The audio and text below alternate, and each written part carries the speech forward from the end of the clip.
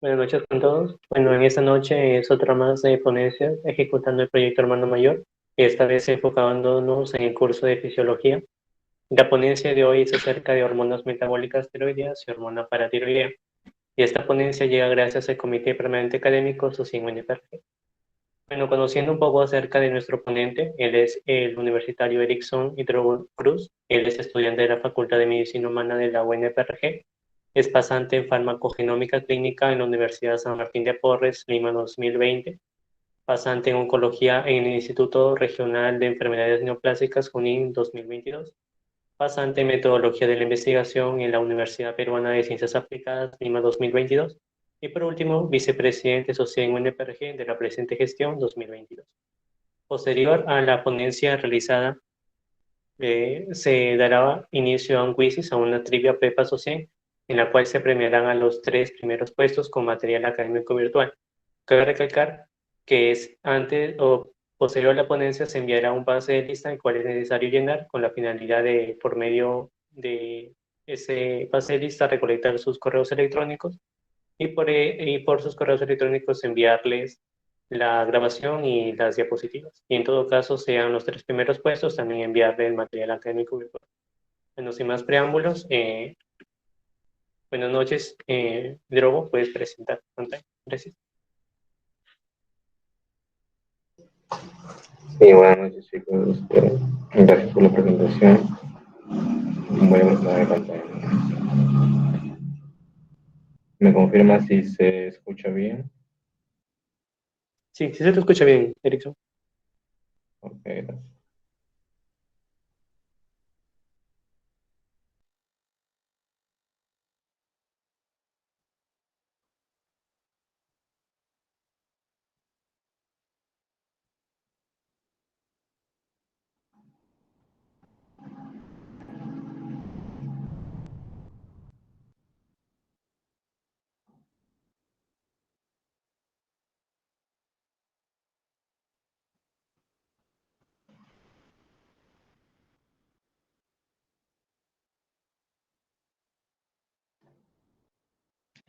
¿Ya se ve mi pantalla completa o se ve partido?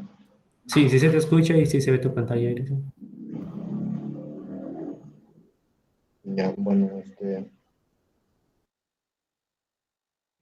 muchos tal vez ya me conozco, mi nombre es Erickson Hidrogo, soy estudiante de quinto año y el día de hoy voy a hablarles sobre hormonas tiroideas y paratiroideas. Primeramente, para hablar sobre las hormonas tiroideas, a manera de generalidades, hablar sobre la estructura de la glándula tiroides. Y bueno, anatómicamente se ubica en la región anterior del cuello, específicamente a la altura del cartílago cricoides. Tiene dos lóbulos y los cuales están separados por un istmo, tanto el lóbulo derecho como el lóbulo izquierdo. Eh, Histológicamente vamos a encontrar que va a estar conformada por células eh, que se disponen conformando ciertos folículos llamados células foliculares, las cuales pues, van a estar encargadas de producir las hormonas tiroideas. También tenemos que entre los folículos podemos encontrar, es una glándula bastante vascularizada. Encontramos acá vasos sanguíneos.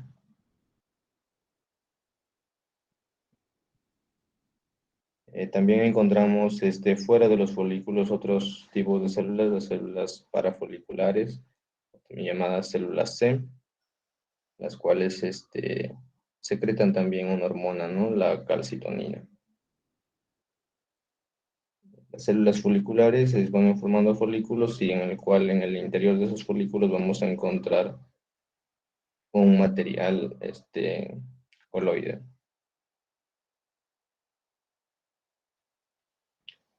Bien, a continuación, para hablar sobre la síntesis y la secreción de las hormonas tiroideas, para orientarnos un poco, En la parte derecha vamos a ver un vaso sanguíneo.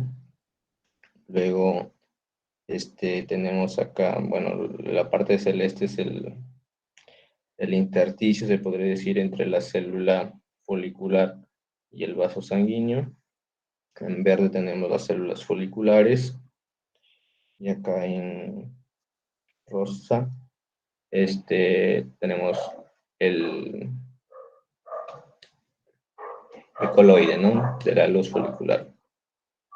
Bueno, como primer paso se va a dar la captación, la cual va a estar estimulada por la hormona estimulante de la tiroides, la cual va a aumentar la actividad del cotransportador sodio-yodo.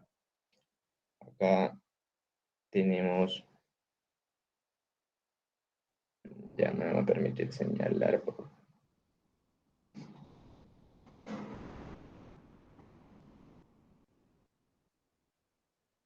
Ya bueno, la parte de, dice el puntero, ¿no? Acá tenemos la proteína del cotransportador sodio-yodo, la cual es un transportador sin porte, la cual transporta un yodo y dos sodios hacia el interior de la célula folicular. Este yodo y este sodio proviene del torrente sanguíneo, el yodo proveniente de la dieta, ¿no? Entonces, una vez interiorizado el yodo a la célula folicular, tiene que pasar hacia la luz folicular, hacia el folículo. Este pase de la célula folicular hacia la luz del coloide se va a dar a través de una proteína llamada pendrina, la cual esta proteína en algunos casos puede presentar mutaciones, las cuales me va a generar un síndrome, el síndrome de Pendred, la cual se caracteriza por que el paciente presenta un hipotiroidismo y además sordera neurosensorial, ¿no?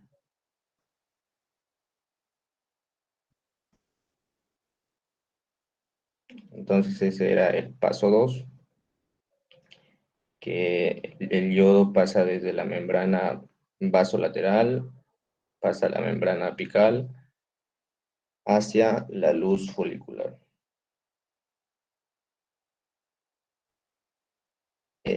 Asimismo, también dentro de la célula folicular, la redundancia, específicamente en el retículo endoplasmático y posteriormente pasa al aparato de Golgi, se sintetiza una glucoproteína, la tiroglobulina.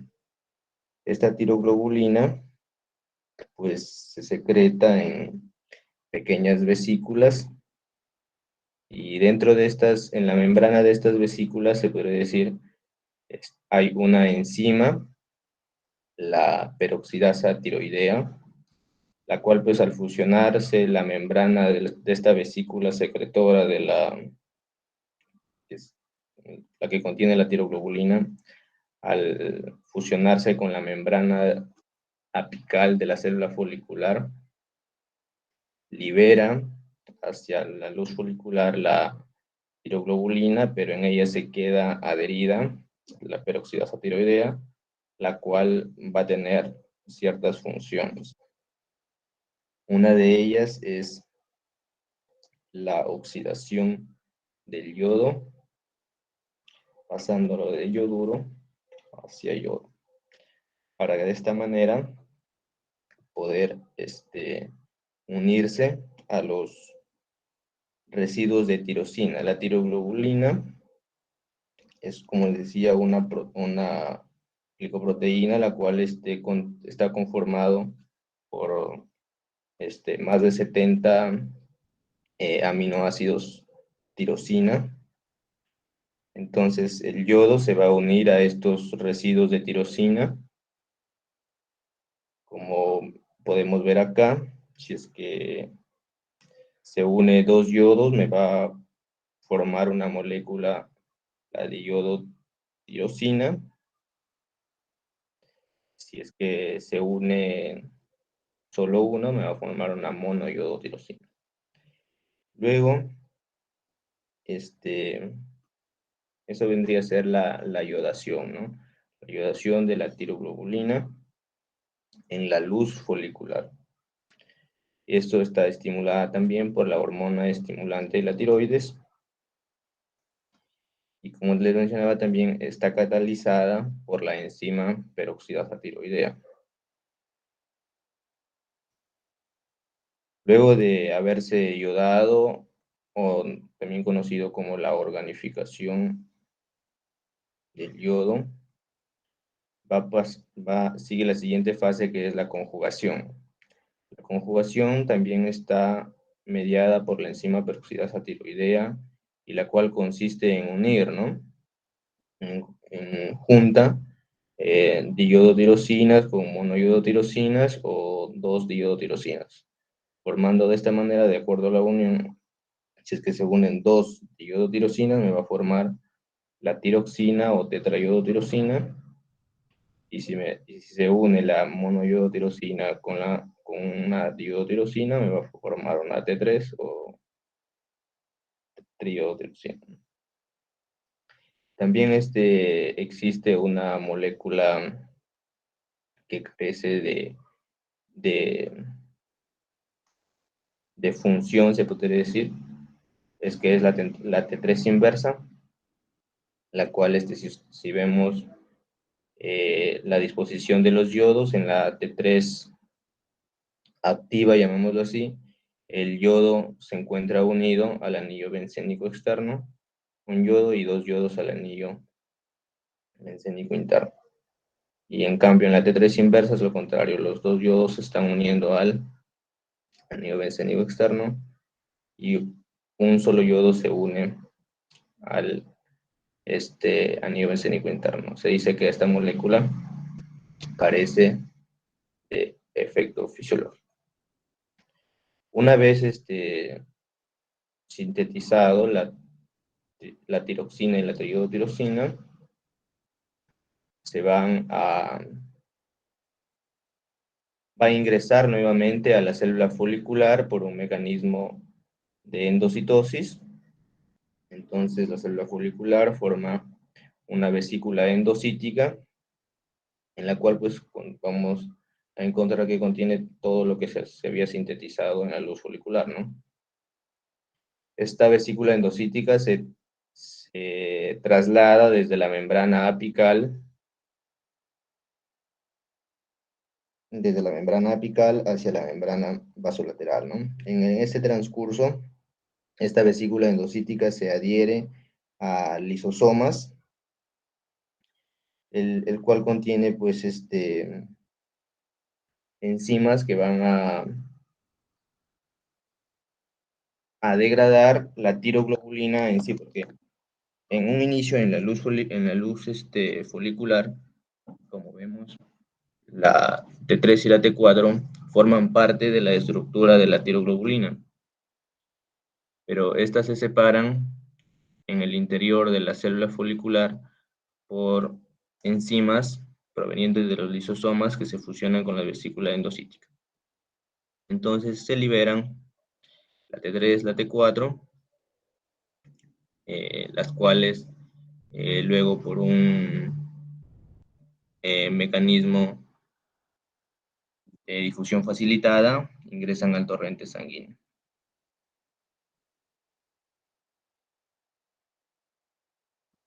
Bueno, esa será una explicación un poco compleja, que tal vez no lo hayan entendido, pero acá hay un esquema un poco más práctico, donde mencionan pues 8 pasos de la síntesis y secreción de las hormonas tiroideas. El primer paso, Como decía, dentro de la célula folicular se sintetiza la glicoproteína, la tiroglobulina, en el retículo endoplasmático rugoso y en el aparato de Golgi. Como segundo paso se da el cotransporte sodio-yodo en la membrana vasolateral de la célula folicular, membrana basal.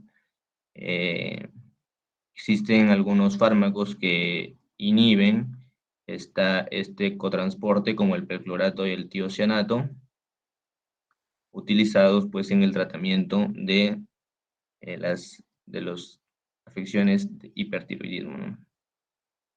Luego se va a dar la oxidación del yodo, como mencionaba, por la peroxidasa tiroidea.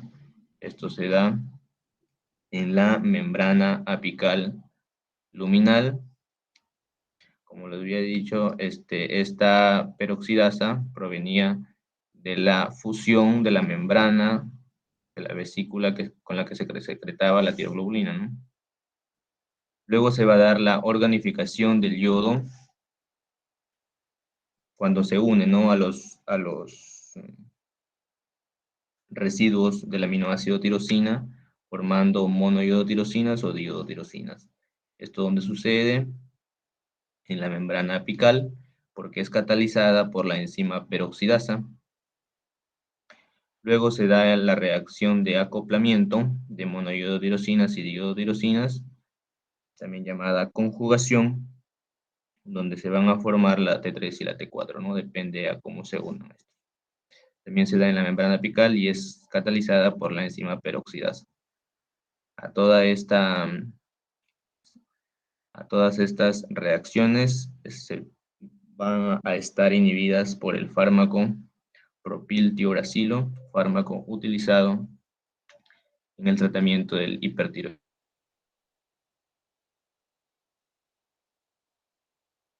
El proceso de endocitosis, una vez que se ha formado la T3 y la T4, pero están todavía, recordemos, unidas a la molécula total, que es la tiroglobulina, se da una endocitosis de tiroglobulina en la membrana apical.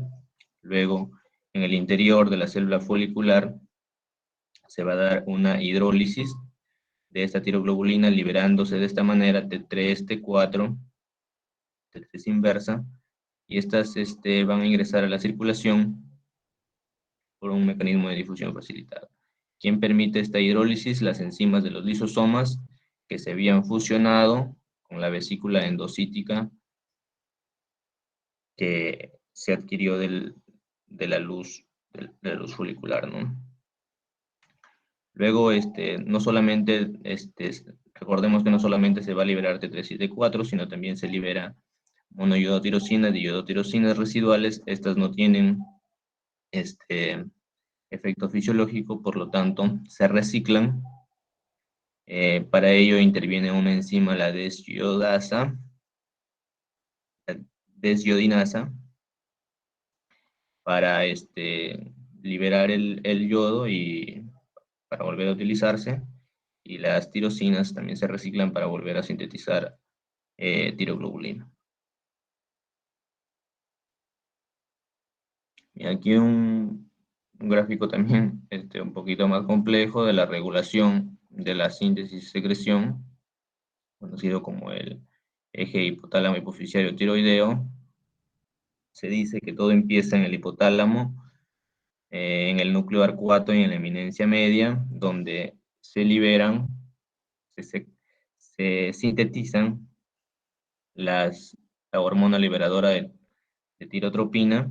Esta pues va a ir por las venas portales largas y van a llegar a la hipófisis anterior. En la hipófisis anterior estimulan las células tirotropas, los cuales van a producir la hormona estimulante de la tiroides. Esta, de igual manera, por un mecanismo, viaja por el torrente sanguíneo para llegar hacia la glándula tiroides para estimularla, ¿no? Y producir y estimular la síntesis de las hormonas que habíamos estado conversando. Una vez producidas las hormonas T3 y T4, estas por un mecanismo de regulación negativa, como mencionamos, se van a encontrar en el torrente sanguíneo. El torrente sanguíneo va hacia todo el cuerpo. En ese recorrido va a llegar, pues, obviamente también a la adenohipófisis, y son estas T3 y T4 las que inhiben la secreción de TSH, regulando de esta manera por un mecanismo de retroalimentación negativa, como repito, su misma secreción, ¿no? Y no solo va a actuar a nivel de la adenohipófisis, sino también va a actuar a nivel de hipotálamo, inhibiendo también la secreción de hormona liberadora de tirotropina. Otros mecanismos que inhiben la secreción, por ejemplo, de la hormona estimulante de tiroides es la dopamina y la somatostatina, que también inhibe la secreción de hormona liberadora de tirotropina. Entonces, si extraemos una célula tirotropa en grande, vamos a ver que estas células tirotropas tienen un receptor para la hormona liberadora de tirotropina, la cual está unido a una proteína G, y esta proteína G estimula a su vez a una fosfolipasa C, la cual me da como resultado la producción de trifosfato de inositol y una fosfoquinasa C. Este trifosfato de inositol me permite liberar calcio de lugar donde está almacenado, del retículo endoplasmático generalmente, y este aumento de la concentración de calcio es lo que estimula la secreción de la hormona estimulante de la tiroides, la TSH. De igual manera, a nivel de tiroides, tenemos un receptor para la hormona estimulante de la tiroides unido a una proteína G. En este caso, no es una fosfolipasa, sino es una adenilciclasa, que va a convertir el ATP en AMP cíclico. Como saben, este es un segundo mensajero, lo cual va a estimular la producción de T3 y T4.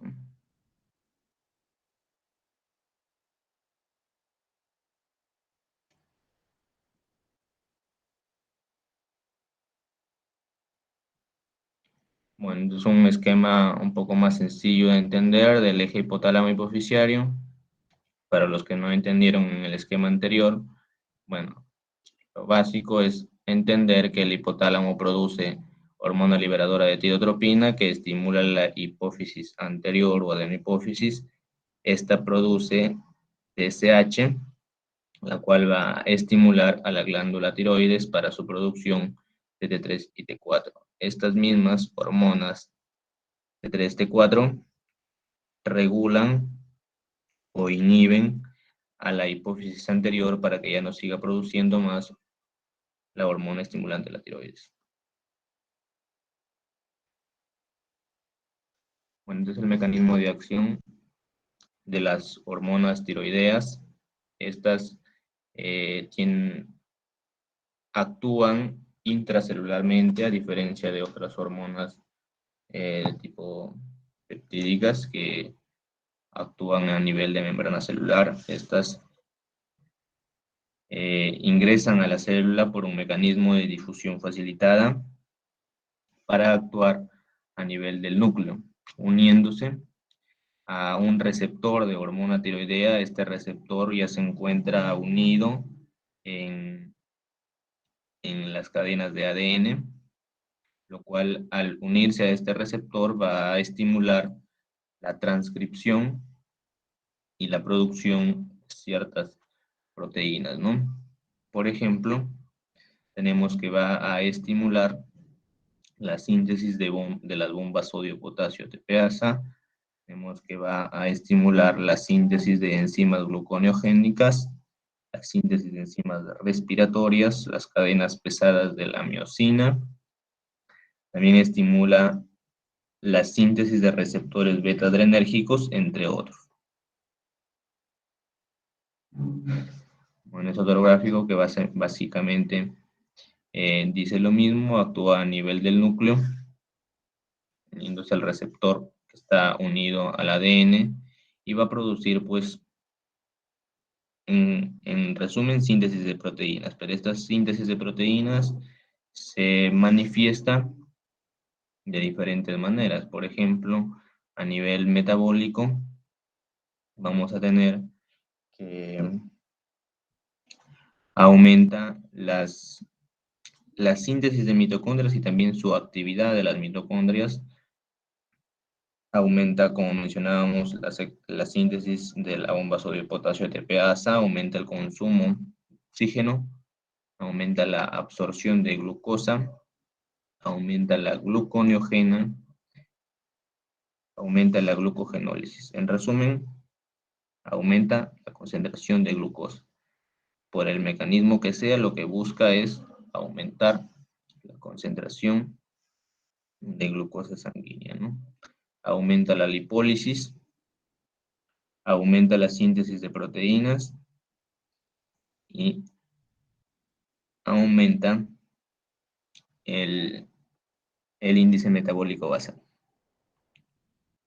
A nivel cardiovascular, pues va a aumentar el gasto cardíaco, aumenta el flujo sanguíneo de los tejidos y aumenta la frecuencia cardíaca, la fuerza de contracción y la respiración. En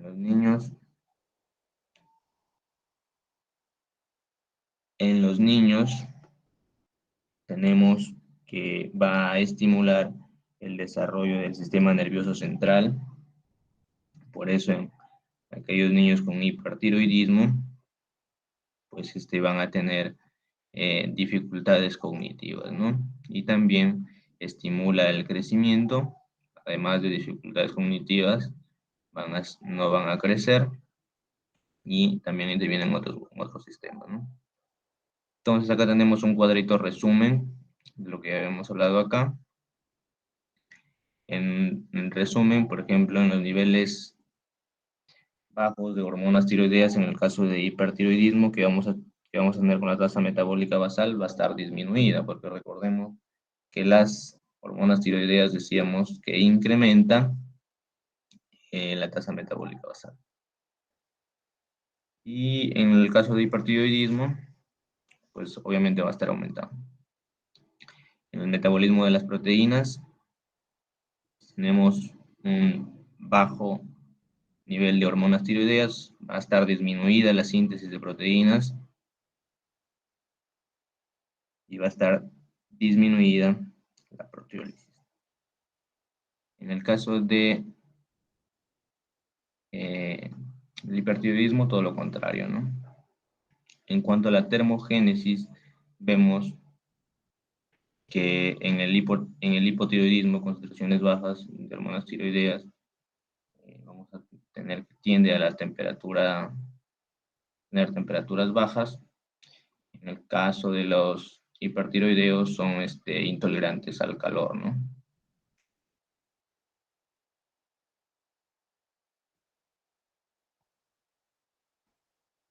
Bueno, aquí tenemos algunas patologías tiroideas, las dos principales, el hipertiroidismo y el hipotiroidismo. Tenemos que, por ejemplo, los síntomas del hipertiroidismo se caracteriza por un aumento de la tasa metabólica basal, pérdida de peso, un equilibrio negativo de nitrógeno, aumento de la producción de calor, aumento de la sudoración, del gasto cardíaco, disnea, temblor, debilidad muscular y exoftalmos. Las causas del hipertiroidismo, la más común es la enfermedades graves o hipertiroidismo primario, lo cual pues es una enfermedad autoinmune, ¿no? Hay ciertas inmunoglobulinas que van a estimular a la tiroides, ya no además de la TSH, existen estos anticuerpos que se forman y cumplen la función de la TSH estimulando a las células foliculares a producir más hormonas tiroideas, ¿no? Otras causas puede ser también, por ejemplo, una neoplasia tiroidea, un exceso de secreción de TSH, cual se conoce como hipertiroidismo secundario. En el caso de T3 o T4 exógeno provocado, esto sucede en aquellos pacientes que son hipotiroideos y están recibiendo pues tratamiento para ello. Y puede haber por ahí un error en la dosis y me puede generar un hipertiroidismo. ¿Cómo vamos a encontrar la concentración de TSH? Porque es importante, porque lo primero que se suele pedir laboratorialmente en un paciente con hipertiroidismo o hipotiroidismo es sus niveles de TSH. Entonces, los niveles de TSH en el hipertiroidismo vamos a encontrar que están reducidas. ¿Por qué? Por el mecanismo de retroalimentación negativa que habíamos hablado anteriormente. Al estar aumentados los niveles de T3 y T4, van e inhiben en la adenohipófisis la síntesis de esta, por lo tanto su concentración va a estar disminuida. ¿Qué tratamiento se utiliza en el hipertiroidismo? Una alternativa es el propiltiuracilo, que inhibe la enzima peroxidasa. Veíamos que la enzima peroxidasa cumple diversas funciones, no solamente en un proceso, sino en diferentes procesos de la síntesis de las hormonas tiroideas. Otra opción de tratamiento sería una tiroidectomía. Otra opción de tratamiento sería una iodoterapia con yodo radioactivo. También podemos utilizar bloqueantes beta-adrenérgicos, que suele ser un tratamiento auxiliar o sintomático más que todo. En el caso del hipotiroidismo, necesitamos encontrar síntomas como una disminución del metabolismo basal. El paciente tiende a aumentar de peso, en el equilibrio positivo del nitrógeno, una disminución de la producción de calor, el paciente tiene sensibilidad bastante al frío, hay una disminución del gasto cardíaco, puede presentar hipoventilación, letargo, tosis palpebral, mixedema. En el caso de los niños se va a presentar con retraso mental, retraso del crecimiento, como mencionábamos. Dentro de las funciones pues es estimular el desarrollo del sistema nervioso y estimula el crecimiento de las funciones de las hormonas tiroideas. También se puede manifestar el hipotiroidismo con bocio. Creo que la causa más común de bocio es el déficit de yodo en la dieta, que suele darse en algunas regiones del país, pues donde, digamos, consumen muy poco yodo en su dieta, entonces tienden a desarrollar este bocio, se ve alterada la síntesis de hormonas tiroideas, hay un hipotiroidismo. Dentro de las causas del hipotiroidismo tenemos la tiroiditis, que es una llamada tiroiditis de Hashimoto, ¿no? Es una enfermedad autoinmune. Otra causa de hipotiroidismo puede ser pues una cirugía para el hipertiroidismo. Esto les quiero comentar pues que a un paciente que se le opere de tiroides, ya no solo por hipertiroidismo, ¿no? Puede ser que tenga, por ejemplo, una neoplasia eh, papilar de tiroides, la más común. Eh, se le extirpan la tiroides, este paciente de por vida tiene que consumir levotiroxina, que es básicamente la tiroxina exógena, ¿no? La T4. Porque se le administra T4 y no T3, porque En el organismo, me olvidaba de comentarles eso también, en el organismo, en diferentes partes, ya sea en el hígado, en el riñón, esta T4 se va a transformar en T3, la cual tiene una mayor, este, mayor efecto, mayor acción, pero una menor duración también del efecto. Y de manera endógena también se produce en mayor proporción la tiroxina, o sea, la T4 que la T3, en una proporción más o menos del 90% de T4 y un 10% de T3. ¿Cómo vamos a encontrar las concentraciones de TSH, que como mencionaba es el hallazgo del laboratorio que se suele solicitar inicialmente? Pues van a estar aumentadas, obviamente, porque la retroalimentación negativa no hay. O sea, no hay quien inhiba a la TSH porque la T3 y la T4 están bajas. Entonces, va a estar disminuida. Eh, Generalmente va a estar aumentada, ¿no? En el caso del hipotiroidismo primario, que va a estar, donde las T3 y T4 van a estar disminuidas. Y la TSH va a estar disminuida cuando eh, el efecto se localiza en el hipotálamo. En el hipotálamo, cuando el defecto es en el hipotálamo o en la hipófisis anterior, ¿no? En el hipotálamo quizá porque no se produzca suficiente hormona liberadora de tirotropina, y a nivel de la hipófisis anterior, pues de por sí no se está produciendo hormona estimulante tiroides. El tratamiento del hipotiroidismo es básicamente tratamiento sustitutivo con hormona tiroidea, como mencionaba, la que se utiliza es la levotiroxina. A continuación, para hablar sobre la hormona paratiroidea, la cual participa en el metabolismo del calcio y del fósforo. Eh, Rápidamente, como generalidad, la glándula paratiroides son 4 glándulas pequeñas en sí, localizadas en la parte posterior de la tiroides, a cada lado de los lóbulos, y presenta, eh, histológicamente, está conformada por células principales y células oxígelas, y también pues, vemos acá capilares sanguíneos, ¿no? Las células encargadas de producir la hormona paratiroidea son las células principales. Las células oxígelas se desconoce su función, o algunos dicen que son células principales que han perdido su función o están atróficas.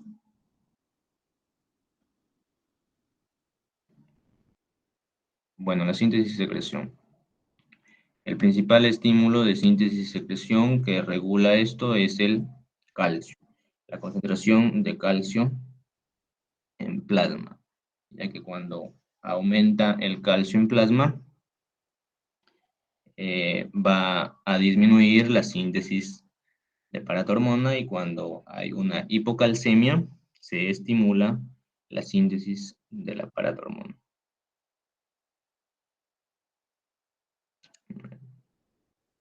Para avanzar, no entremos en detalle en la parte molecular acá, y veamos, pues, en este gráfico creo que está un poco más simple, ¿no? Vemos que la paratormona, este es un ejemplo que en la célula del túbulo proximal. Para mencionar que la paratormona actúa básicamente a nivel de 3 órganos: en el riñón, en el hueso y en el intestino. En el intestino de manera indirecta, ¿no? Ya vamos a ver luego por qué. La paratormona, entonces, a nivel renal se une a su receptor. Este receptor está unido a proteína G. Esta proteína G, a su vez, estimula a la 1-adenilciclasa, lo cual transforma la ATP en AMP cíclico y proteincinasa. Esta proteincinasa va a fosforilar a ciertas proteínas, lo cual bloquea el cotransporte sodio-fosfato. Es decir, la paratormona a nivel del túbulo proximal inhibe la reabsorción de fosfato. Y va a permitir que se excrete por la orina más el fosfato, ¿no? A nivel del hueso, los receptores de la paratormona, es importante recordar que están en los osteoblastos y no en los osteoclastos. La paratormona básicamente lo que hace es estimula la resorción ósea, es decir, hace que se libere del hueso, es decir, destruye hueso para que se libere calcio y fosfato. Pero la paratormona de la que está enamorada es del calcio, el fosfato no le interesa. El fosfato lo quiere desechar y ella siempre quiere quedarse con el calcio, por donde sea lo busca. Entonces, a nivel del hueso, eh, actúa a nivel de los osteoblastos. Es por eso que en un inicio, esta paratormona puede inducir la formación de hueso y no la resorción de hueso. ¿Cómo así? Como les mencionaba, que actúa a nivel de los osteoblastos forman hueso, entonces en un inicio con pequeñas cantidades de paratormona se va a estimular la síntesis de hueso. Es por eso que la paratormona se utiliza también en el tratamiento de la osteoporosis, por este mecanismo básicamente. Pero entonces, ¿cómo hace su función de resorción ósea? Lo hace de manera indirecta. Es decir, al estimular a los osteoblastos, estos luego a una exposición crónica, se podría decir, a la paratormona, empiezan a producir ciertas citocinas, o sea, ciertas sustancias empiezan a producir los osteoblastos, y estas citocinas producidas por los osteoblastos recién actúan en los osteoclastos, los cuales ya van a empezar a producir ciertos ácidos para destruir hueso y liberar calcio y fósforo.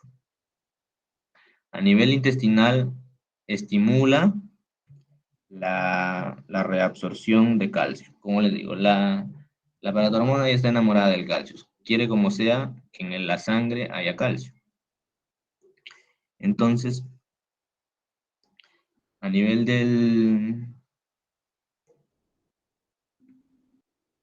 del intestino lo hace de manera indirecta. ¿Cómo así? Es que a nivel renal estimula pues la formación de la 1,25 de hidroxicalciferol, que vendría a ser la vitamina D activa, ¿no?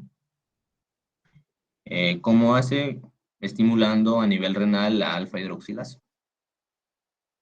Entonces, esta alfa hidroxilasa me permite la activación tener la vitamina D activa, y la vitamina D activa es la que me permite eh, reabsorber calcio a nivel intestinal. Entonces, ¿cuáles son las funciones de la paratormona? Como les mencionaba, actúa a nivel de hueso, a nivel de riñón, a nivel de intestino. A nivel de hueso, aumenta la resorción ósea, con lo cual va a aumentar la liberación de calcio al torrente sanguíneo, la salida de calcio. Pero también recordemos que juntos con el calcio se salen los fosfatos, ¿no? Pero los fosfatos, como mencionaba, luego lo elimina a nivel renal. ¿Cómo así? Inhibiendo la reabsorción de fosfatos a nivel del túbulo contorneado proximal. Y, bueno, y disminuye la reabsorción de fosfato, pero aumenta la reabsorción de calcio. Ella se quiere quedar con el calcio. Además de esas dos cosas, permite, como les decía, el aumento de la síntesis de vitamina D activa. Y a nivel de intestino, esta vitamina D activa, el 1,25 de hidroxicolecalciferol, va a aumentar la reabsorción de calcio y la reabsorción de potasio. Estos se van al torrente sanguíneo, ¿no? Entonces, un cuadrito resumen. ¿Qué hace la hormona paratiroidea? Ella lo que quiere es aumentar el calcio en el torrente sanguíneo y disminuye el fosfato. Bien. Pedían por ahí que hagamos un caso clínico o una pregunta de examen o algo así. Es una pregunta que he venido en el ENAM 2020. Les agradecería si colocan en el chat la respuesta que consideran que es. Dice, agricultor de 50 años, procedente de Huancavelica. En la consulta se aprecia un aumento de volumen en la región cervical anterior. A la palpación presenta consistencia blanda no dolorosa, no nódulos, no refiere dificultad para pasar saliva. No siendo un caso aislado, Salud Pública plantea instaurar un programa que oferte promocionar la sal iodada, promocionar el aceite iodado, retirar de la dieta alimentos bociógenos y de potabilizar el agua. ¿Cuál marca?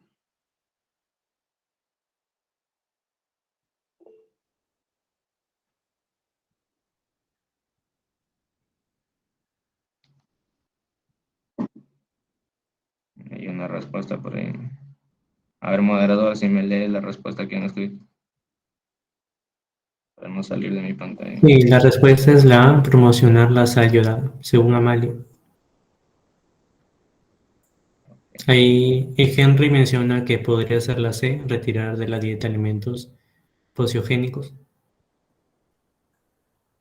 Ok, tenemos las respuestas Ay, sí, diferentes. sí. Ya. Bueno, la respuesta era la A, ¿no? Promocionar la salud. Recordar que esta es una política de salud pública que se ha aplicado, decir, a nivel de todo el país, pidiendo a las empresas productoras de sal que incluyan pues en él este oligoelemento que es el yodo, ¿no? Otra pregunta. Dice varón de 50 años, consulta por astenia, debilidad y constipación de 7 meses de evolución, los que han ido en aumento. Al examen físico, hay una frecuencia cardíaca de 50 por minuto, una presión arterial de 110/80, una temperatura de 35,2. En las facies se observa algo edematosa, presenta una piel seca, áspera, el resto todo normal. Estudio por imágenes, se ha hecho una gammagrafía ecotecnesio 99, donde se observa una hipocaptación difusa.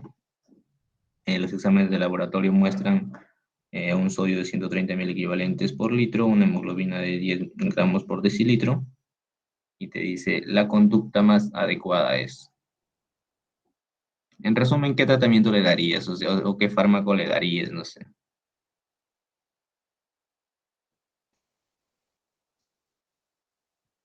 A ver, pueden colocar sus respuestas así rapidito. La respuesta que crean. No hay problema si se equivocan o si aciertan, bacán, ¿no?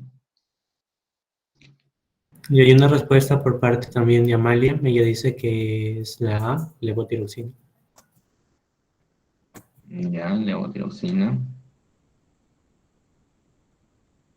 Es una pregunta del ENAM 2020, el ENAM ordinario, ¿no?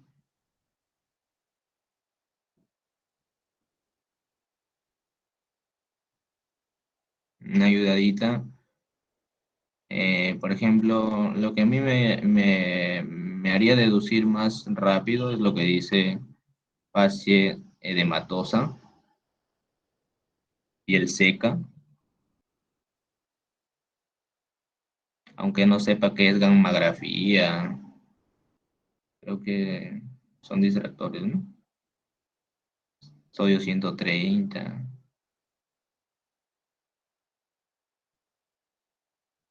Aunque no sepa el resto, sí me acuerdo de las facies, que también han recibido en semio las facies, las características que hemos visto hace ratito de las patologías tiroideas, piel seca, áspera.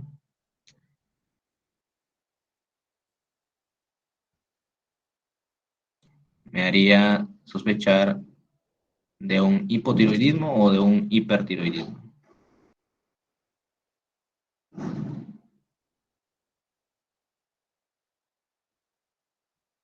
Hipotiroidismo. de hipotiroidismo, pues, porque más adelante me dice todavía hay una hipocaptación difusa.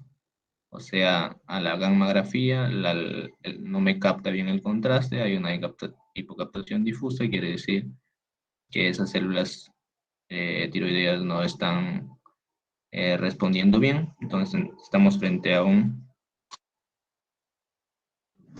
hipotiroidismo.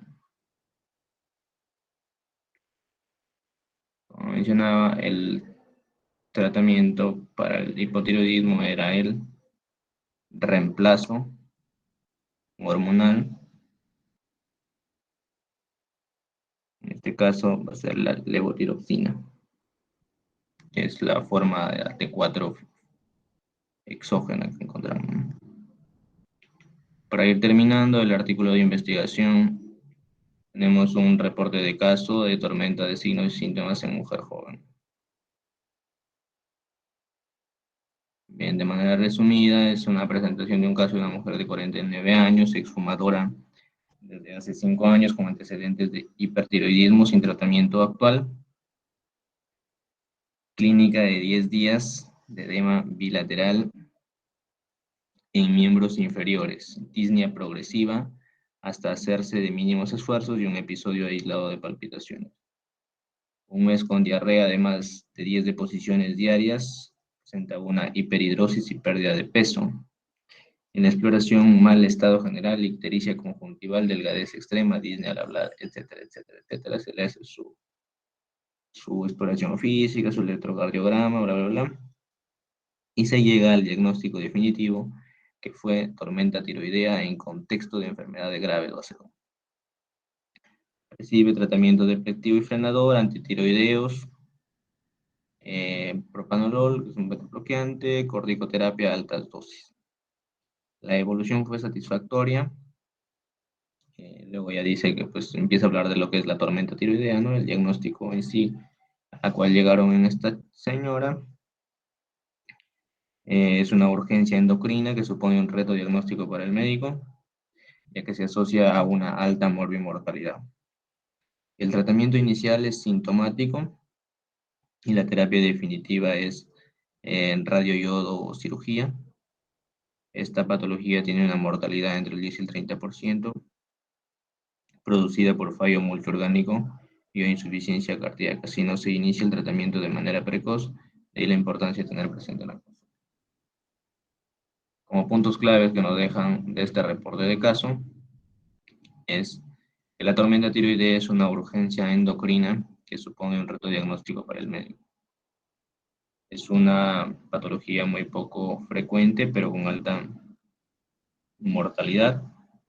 La mortalidad es producida por el fallo multiorgánico y una insuficiencia cardíaca. Se debe iniciar tratamiento de manera precoz. Y es importante tener presente esta patología en la consulta diaria por su elevada mortalidad, ¿no? Si no se actúa de manera precoz. Bueno, las referencias bibliográficas que he utilizado han sido el clásico Guyton, por ahí el Borón y el Constanzo, ¿no? Terminamos con la frase, dime y lo olvido, enséñame y lo recuerdo, involúcrame y lo aprendo. Es importante a veces, quizá, participar un poco, involucrarse y tal vez considero que aprendemos un poco más. Eso sería todo. Muchas gracias.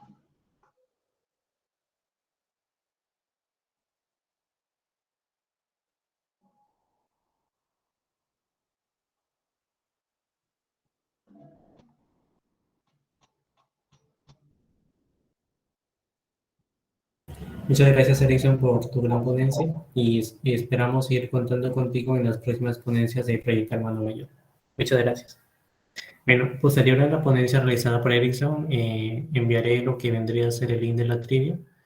Y recuerden de que posteriormente también se enviará el link de pase de lista, el cual es necesario que se llene para poder enviarle también la grabación de esta ponencia y también las diapositivas.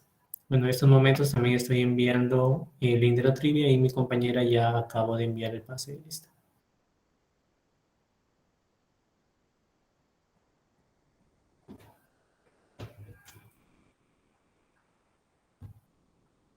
Bueno, chicos, en el chat del Meet van a encontrar también el link de la trivia.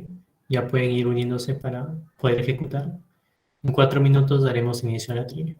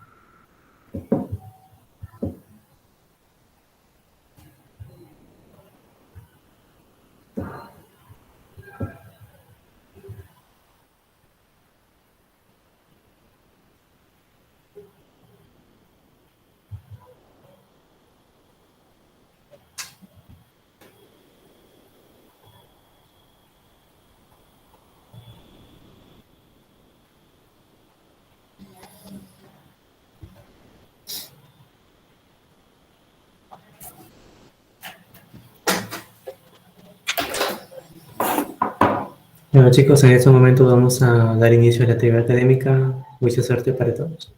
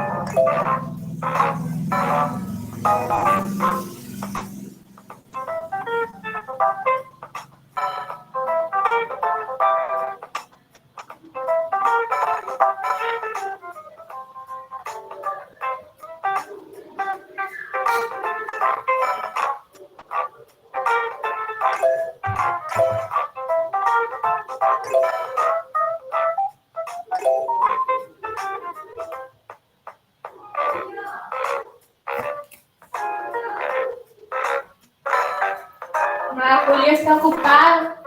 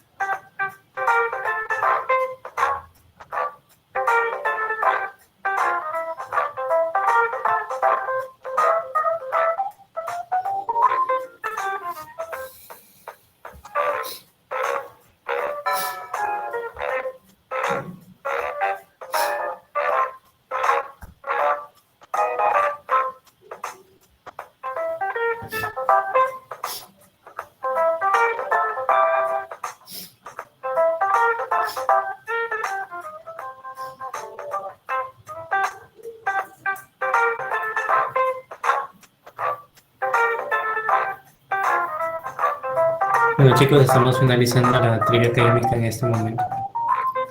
Bueno, estos serían los tres primeros puestos, los resultados finales. Primer puesto, César Choso. Segundo, Henry Marca. Y por último, Jamie Contreras. Muchas gracias por participar y no se olviden enviar sus datos al pase de lista con la finalidad de que por ese medio se les puede enviar el material académico virtual. Eso sería todo con respecto a esta ponencia. Muchas gracias y buenas noches.